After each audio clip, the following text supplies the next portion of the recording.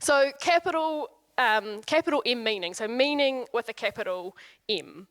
So when I'm talking about that, I'm referencing to kind of the big meaning. What are we here for? What's the story that makes sense, that we make sense of the whole meaning of our life and existence? And for us here today, that for us is the Christian narrative, that overarching story of the Bible. There's 6 main acts: creation, fall, Israel, Jesus, church, and new creation, form that overarching story to which we find our meaning, our purpose, the value.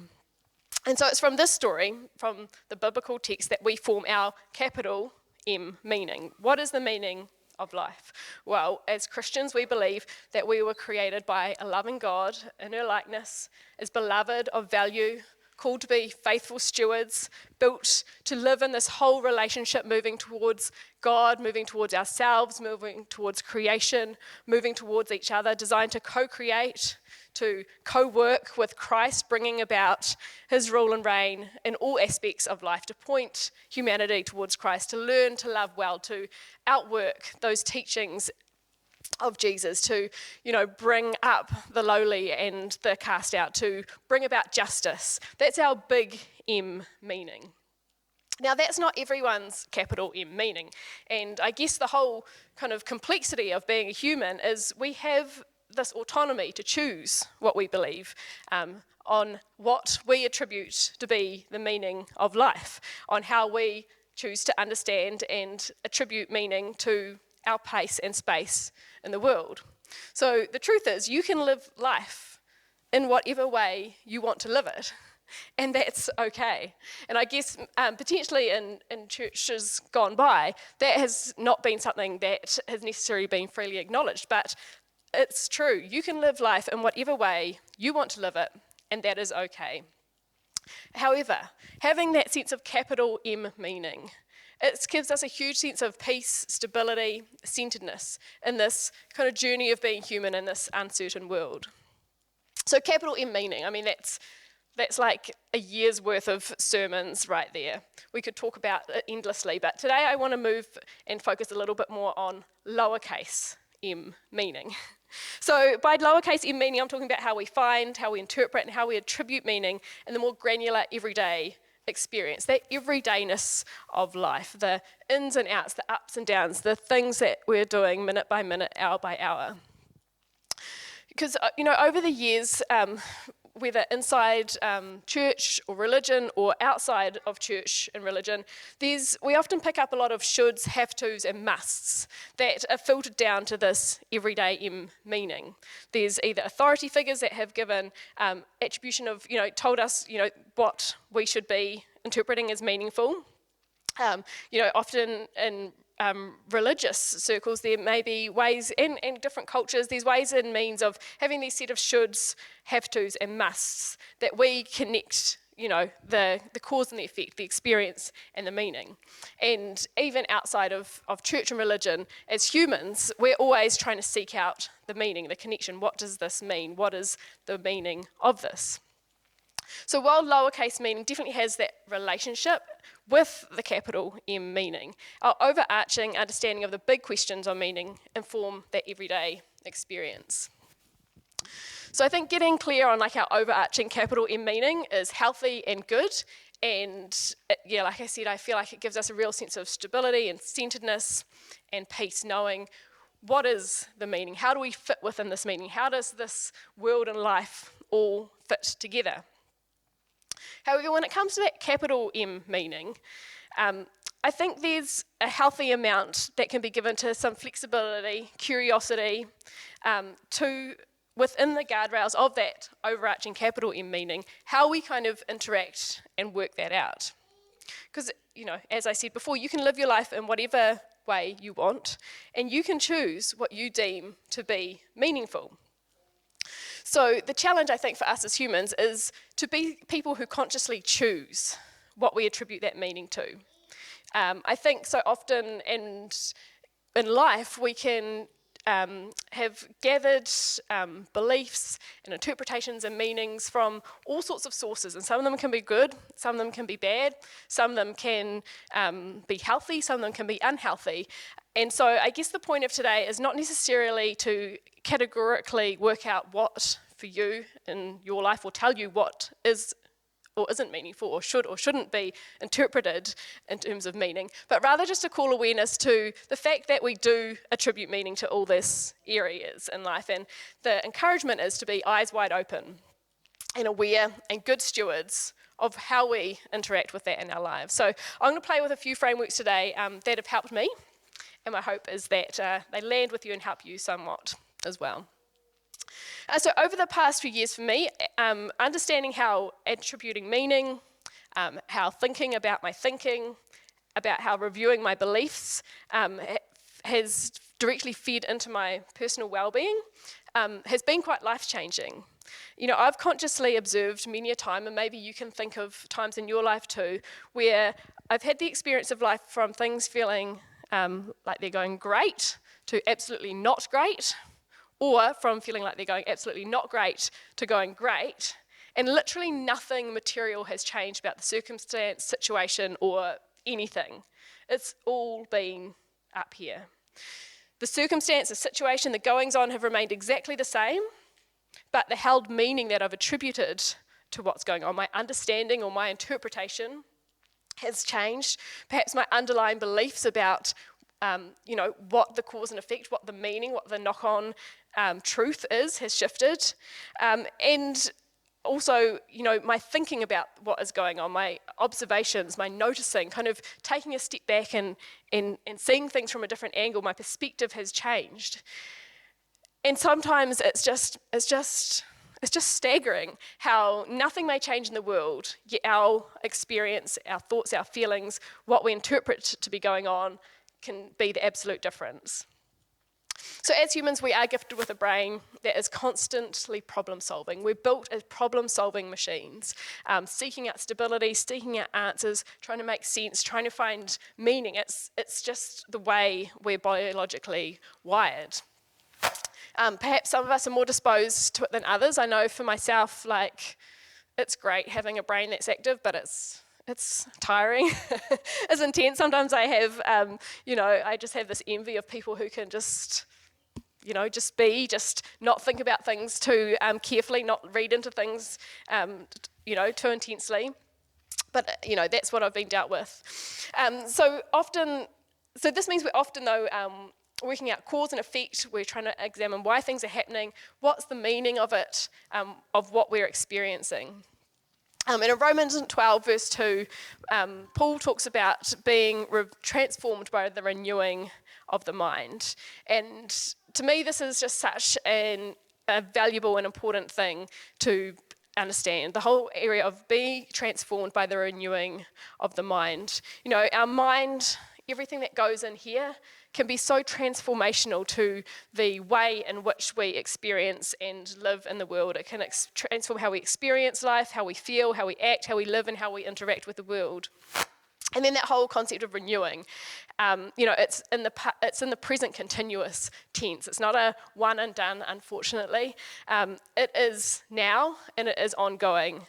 Be transformed by the renewing of the mind. So on that note, we're going to play around with a few perspectives on meaning, and then hopefully land with a few practical things to think on that will help our personal wellness in this area. So we're going to pop Ecclesiastes 1 verse 2 through to 11 on the screen. And I'm going to present to you what may sound like a terrible statement. Nothing is meaningful. But bear with, because we're actually going somewhere good. So let's read this. Ecclesiastes verse 1 to 11. The words of the teacher, son of David, king in Jerusalem. Meaningless, meaningless, says the teacher. Utterly meaningless. Everything is meaningless.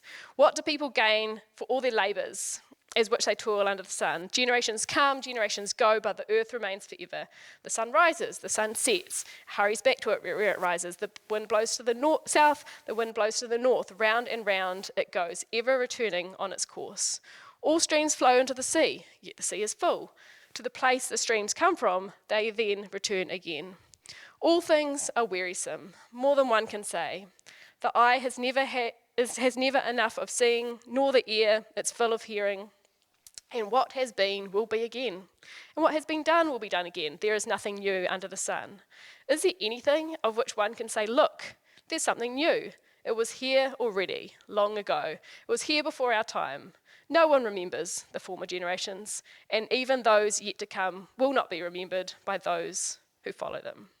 And I remember in my younger years, I kind of just felt quite worried about seeing this in the Bible. I was like, oh, someone, like, how did this make the edit? Like, this is so weird and a bit depressing and confusing. Like, is this not the opposite of what we should be thinking about life as? Like, can we like delete this? This is terrible. But I don't know if it's because I've become older and more cynical or what, but I love this now because I feel like, this guy is just nailing some good observations. Some days you just feel like life is so wearisome. More than one can say. The sun sets, the sun rises, the wind blows, the rain falls, and yet nothing changes. The earth carries on. And also it's totally sobering. Like I did hear someone ask the question, and I'm going to ask it of you today, like who here actually knows the name of their great-great-grandmother or their great-great-grandfather? There will be a handful, yes, but for the most part, not many of us do. We have this idea sometimes that, we'll be remembered, and maybe we will, but, maybe the writer in Ecclesiastes has, with that long time view, is actually thinking through things in a sensible way. There's all this stuff that definitely is meaningful, right? We've got this capital M meaning, this long-term story of God. But if you stretch history out in a long enough timeline, so much of our daily lives is meaningless. There's cycles of peace, there's cycles of war, there's cycles of plenty, there's cycles of lack, there's cycles of World Cups. It's all meaningless. In the big cycle of nature, seasons, rhythms, where the world keeps on turning, it all can feel meaningless in the sense of things. And yet, as we've already recognised, we are these autonomous, intelligent beings that we can choose to deem what is meaningful. So holding those two things in tension, in the big scheme of things, so much is meaningless. What we do today, we will have forgotten about this day a couple weeks from now. So much of what the previous generation did and stood for, we've all moved on from that. There's these long stretches of time that over time things can feel meaningless, and yet as independent, autonomous, intelligent beings, we can also choose what we deem to be meaningful. In other words, if everything is meaningless, which, sometimes in the grind of life when there's chores and work and it just feels like Groundhog Day and it's just like another week, another thing, another day, it can feel a bit relentless. It can feel meaningless in the scheme of things.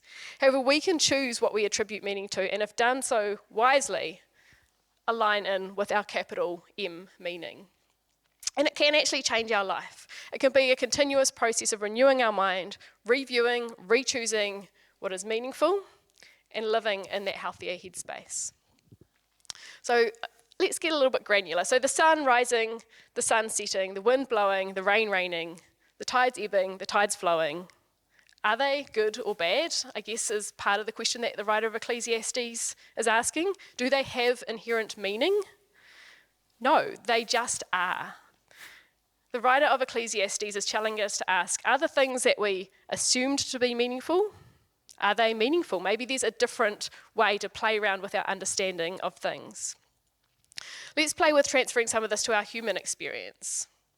So maybe our thoughts and feelings, sad, happy, anxious, angry, calm, are they good? Are they bad? Doesn't mean if they're above the line that they're good. If it doesn't mean if they're below the line, they're bad. Or are they simply a part of our human experience? Some are certainly more uncomfortable than others. Maybe at times these feelings and thoughts aren't necessarily good or bad, they simply are. I'm not saying that when you have feelings of distress or feelings of anxiety that they should be pushed down and ignored. I'm not saying that, when you've experienced distress or sadness from terrible things that have happened in life, that should be put aside. But I am saying that sometimes we ascribe meaning in life, in lots of areas, to things that just are. They're neither good nor bad. If the sun rises and it's a sunny day, is it good? If the sun is behind a whole bunch of rain clouds and it's raining, is that bad? No, it just is. So sometimes when we do, live in our embodied human experience, and we have this problem-solving, certainty-hunting brain, if it's doing our job, we will experience some of those slightly distressing emotions. So maybe stress, maybe anxiety. It's trying to discern the meaning that can make all the difference. Let me give you an example, and this is kind of one of the things that's been quite transformational for me. So in my line of work, I do a lot of problem solving. That's kind of probably the main thing I do, which is great and satisfying, but it's quite annoying because you never know whether you're going to be able to find the answer or not. So what I do sometimes is I'll go into a business and do like a strategy workshop with them around their systems, so their people, process, software. It's not working properly. How do we get it to work together better? And I won't know the answer before I go into these sessions, but they're kind of paying me to find the answer. And there's this degree of uncertainty, like, what if we can't solve the problem? Like, what if we can't find the answer? And these are important people who get, they've got their best people who get paid lots of money to be in that room, and who are smart and powerful, and I find it, even though I love it, and I know it's what I'm gifted to do, every single time, without a doubt, I want to email and cancel. I feel sick. I feel awful. I feel full of doubt. I decide 100% after this time I'm never doing this again, because it's almost certain that I'm in the wrong line of work, and it's doomed to be a complete waste of time, and it feels really uncomfortable, and it feels really gross, and it feels really real. So the question that I ask myself in those moments is, do these thoughts and feelings actually have meaning? Do these mean anything? And in these kind of instances, I know that they just are. They are just my brain trying to protect me from something that I can't guarantee that I'll be able to pull off. They're my brain trying to search for certainty, and the most certain thing I could do would be bail, and then I know for sure that I'm not going to be exposed as someone who can't do the thing that they're paying money for me to do. So in this instance, I draw on the wisdom of Ecclesiastes, and I say it's meaningless.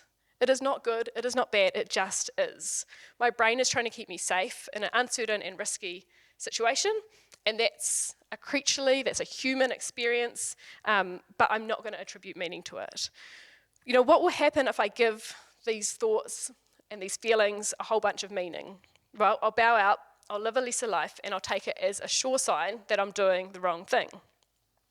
What if I accept these thoughts and feelings as simply being part of the human experience, neither good nor bad, but rather a safety mechanism put on by my brain to keep me safe?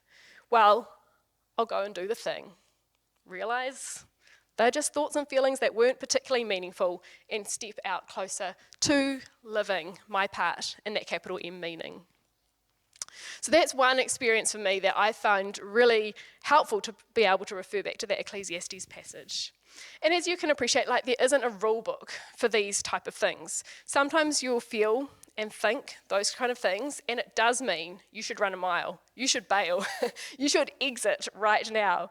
And I guess that's where discernment, prayer, the Spirit leading, or wisdom feeds into discerning that meaning. I'm not saying never trust your thoughts, never trust your feelings, but the awareness that a thought is just a thought. A feeling can just be a feeling. They can be neither good nor bad, they just are. They don't all have to hold meaning, can help us take a step back and perhaps take a better approach to some of these things. So there's loads of applications once you start realising this, where we can take this curious and non-judgmental approach to where we may have in the past felt that there was meaning. In fact, maybe it isn't quite as we expected. For a lot of us, we've been under the teaching of the prosperity gospel in time gone by. And that's messed with a lot of people, because the whole narrative of that was, if you are obedient, if you are a good Christian, then you should have this success and this prosperity. Well, what happens when a recession came along and the global financial crisis? What happens when, the natural cycle of your business meant that you were going through a quiet patch? What happens when something that is not aligned to this narrative comes into place. Well, it can really distress us and pull us apart, but maybe that was never a meaningful connection. That success is a sign of being a worthwhile, good Christian in the first place. Maybe career highs and lows. We can let, when we're having things happen that are amazing, we can have that mean that we are worthy, that we're of value, that, we're on the right track. But then when we hit a bump, or maybe hit a redundancy, or maybe hit a project that you couldn't pull off, does that mean then that you're less valuable, that you're less worthwhile? In the area of health, again, an example that always stuck with me is Shane Clifton, one of my old theology lecturers, had an accident that rendered him a quadriplegic. And that's like a major, major life event, right? Like, it kind of makes you ask some pretty big questions of meaning. And his response was simply like, it doesn't mean anything in the sense of my worthwhileness as a human, my deservedness as a Christian, my worthiness. What it does mean is I'm a fragile human who has these bones in my neck when applied force in this, terrible way enters this result. Sometimes we can attribute meaning in ways that are entirely unhelpful. We can often as well take the narratives from other areas as well that aren't helpful. Maybe the success narrative of society that kind of says, what it means to be successful, what it means to be worthwhile in this society is to have the beauty, have the house, have the whatever. We can equally decide what of that narrative is not meaningful for us, is not going to inform our sense of meaning. We can follow a different narrative. Having your beliefs or views on meaning challenged by yourself or challenged by others is okay. We spend a lot of time thinking and figuring out meaning, whether it be conscious or unconscious, and often it's only to the point of judging ourselves if I'm doing well or if I'm not doing well. Maybe how we're attributing meaning doesn't help that, and maybe it doesn't matter some of the things that we're attributing meaning to as much as we think. So you can choose to attribute meaning, you can allow yourself, your mind to be renewed, you can give space for that transformation on how you view those associated meanings. And I guess maybe just the main thing that I want to bring to you today is just to bring to the top of mind the awareness that you are attributing meaning. Maybe from a lot of us, having that just sense of, I'm going to take a curious and non-judgmental and mindful approach to what might be going on in my life, and it's just check in with myself that meaning that I'm attributing is actually helpful.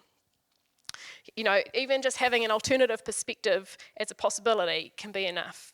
And then for some of us, there's things that we've got these strong associations of meaning which are quite close or quite deep or quite risky, I guess, in terms of if we start to think them through a little bit deeper.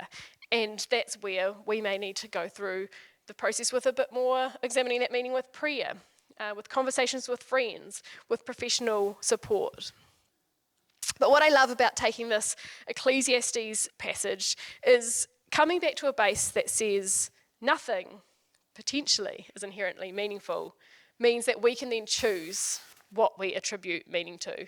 So while the writer of Ecclesiastes says there's nothing inherently meaningful about the sun, the wind, the tides, the cycles, the generations that keep coming, we can still choose to say, well, in the scheme of things, yeah, it's cyclic, it happens, it's not necessarily, nothing necessarily changes. We can choose, though, to recognise that the mere existence of these things is a miracle, and that has meaning.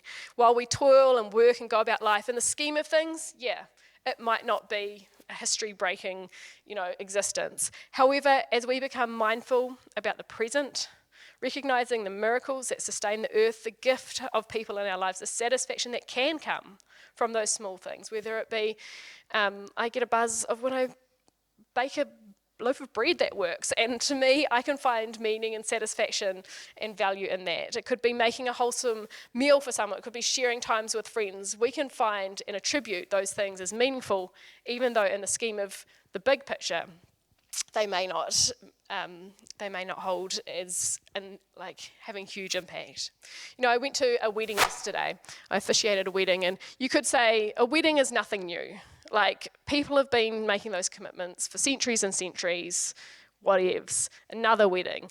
It's just a normal human thing that happened, and in the scheme of things, of the millions and millions of weddings that have ever happened, it's meaningless.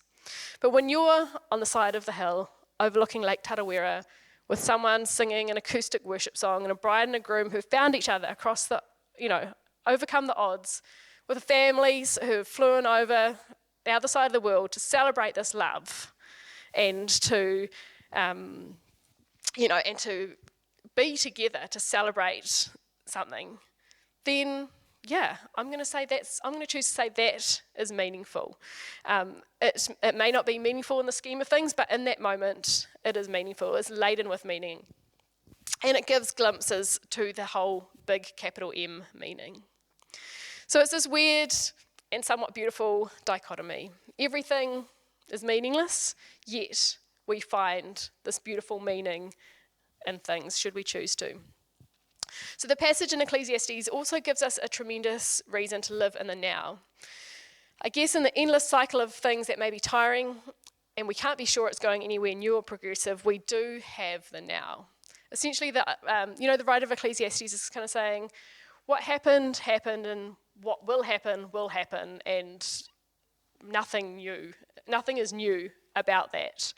But we always will have the now. We can choose to not get too wildly caught up in the stress of knowing everything in the past and predicting everything in the future, but we can choose to be present to the meaning that presents itself to us in the now. We can take that curious, non-judgmental approach to our thoughts, our feelings, our experiences, pausing and observing before we attribute meaning, being mindful of what is going on in the now. And when we extend that mindfulness to lots of the moments in the now, not getting bogged down in the past or the future, again, we can find and discern perhaps better meaning. Knowing full well everything over a long enough time horizon becomes meaningless. We can choose to attribute wisely the meaning to the now, and not only that, we can seek out enjoyment and meaning in the now as well. I don't know about you, but I just find this whole idea of there's a big old world, we're in this life that is relentless at times. What is the meaning? Well, we have this overarching capital M meaning, the story that we're a part of that says we co-work, we labour, we work towards this restoration with Christ. And then we have this lowercase meaning where we can choose with every interaction, every thing we experience, what we attribute meaning to and what we find meaningful there. So find your capital M meaning. Get secure, get at peace, get reconciled to what that capital M meaning is, but then in your lowercase meaning, in your everyday life, working out what is meaningful, what you want to take and attribute meaning to, I would just encourage you to have an eyes wide open approach, a curious approach, a non-judgmental approach, knowing that, maybe in the scheme of things, a lot of things are meaningless, yet in the now, everything can be beautifully meaningful. You can choose what you attribute meaning to, and that it can change your life. And I'd encourage you not to sleepwalk through what you attribute meaning to, rather be a proactive player in your own life as you discern the touch points of your everyday life. Don't be afraid to be curious, to allow your mind to be renewed by Christ, by learning, by conversations, by people, having your beliefs perhaps about some of those things challenged, letting go of meanings that don't serve you, stepping back and examining a few things that you might have always thought were positive or negative. Maybe they just are, and maybe that could bring incredible freedom to you. And in being embodied humans, may you be mindful and aware of the meaning that comes with the presence and purpose of being found right here, right now, in your families, in your interactions, in your neighbourhoods and your communities, attending to your homes and stewarding your resources, in your capital M meaning and in your lowercase m meaning. Let's pray. God, while sometimes it's confusing and interesting and certainly, an adventure and becoming humans who not only grow closer to you, to creation, to others, but also working out within ourselves how we can have that sense of well-being and health and how our meanings and our beliefs play into that. And God, I just pray that for all of us here, we will no doubt have different areas in life where we're attributing meaning in a way that doesn't hold to your truth or isn't helpful or could do with a little bit of alignment and refining so that we may live in a better in a better way. And Spirit, I pray as we sit here today, as we go about our afternoons, that you would give us eyes to hear and ears, that's all right, give us eyes to see and ears to hear, where we might be able to have that realignment, that renewing, that transformation of what we see as meaningful, aligned to your great truth. And we ask that in your name. Amen. Amen. Cool. Well, grace and peace, and thank you for being gracious with me as I got my ears and my eyes mixed up in that prayer. It happens. But yeah, we are going to finish up, have some morning tea.